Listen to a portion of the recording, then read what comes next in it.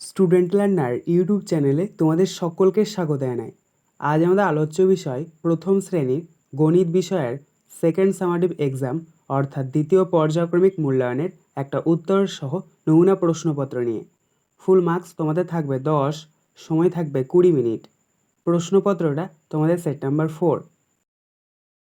সরাসরি স্ক্রিনে তোমরা উত্তর সহ নমুনা প্রশ্নপত্রটা দেখতে পাচ্ছ।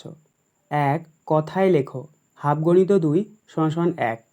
অর্থাৎ এখানে তোমাদেরকে সংখ্যায় কতগুলো দিয়ে দিয়েছে সেগুলোকে তোমাদেরকে কথায় লিখতে হবে। দেখো প্রথম রয়েছে ক 9, তো 9টাকে যদি আমরা কথায় লিখি তাহলে পাবো দন্তন্য উন্তস্থ 9। খ 5, 5টাকে যদি আমরা কথায় লিখি তাহলে পাবো পয়ে চন্দ্রবিন্দু আকার চ 5। 2. সংখ্যায় লেখো হাফগণিত 2 = 1। এখানে তোমাদের কথায় লিখে দেওয়া রয়েছে, সেগুলোকে তোমাদেরকে সংখ্যায় লিখতে হবে। দেখো প্রথম রয়েছে ক দন্ত 7, তো এটার উত্তরে লিখবে 7।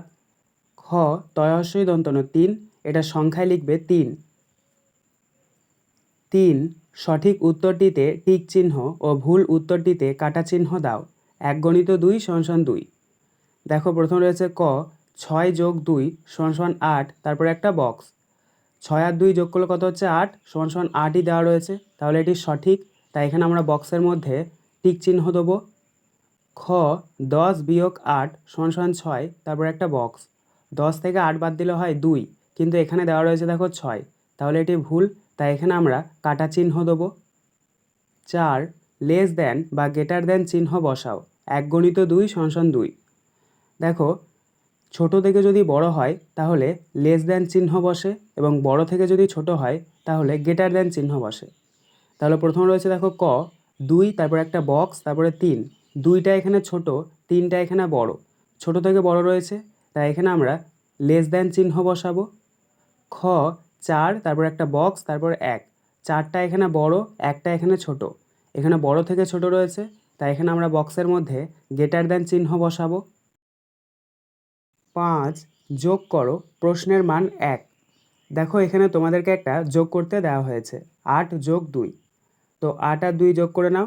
8 আর 2 যোগ করলে হয় 10, তাহলে নিচে লিখে নাও 1 এর 0 10।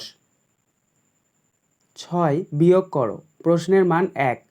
এখানে তোমাদেরকে একটা বিয়োগ করতে দেওয়া হয়েছে 7 - 3, তো 7 থেকে 3 বিয়োগ করলে কত হচ্ছে 4 হয়, তাহলে নিচে 4 লিখে নাও। 7. পাশের ঘরের সংখ্যাটি লেখো প্রশ্নের মান 1। দেখো প্রথমে রয়েছে ক 1 10 4, তাহলে এটাকে আমরা যদি সংখ্যায় লিখি তাহলে পাবো 1 আর 4। খয়েরটা দেখো 1 10 8, এটাকে যদি আমরা সংখ্যায় লিখি তাহলে পাবো 1 আর 8। 8. একটি গাছে 5টি আম ছিল, 2টি আম পড়ে গেল, এখন কটি আম গাছে রইল? প্রশ্নের মান 1। দেখো যেহেতু পড়ে রইলো তার মানে কমে গেল, আর কমে গেল তার মানে হচ্ছে বিয়োগ করতে হবে।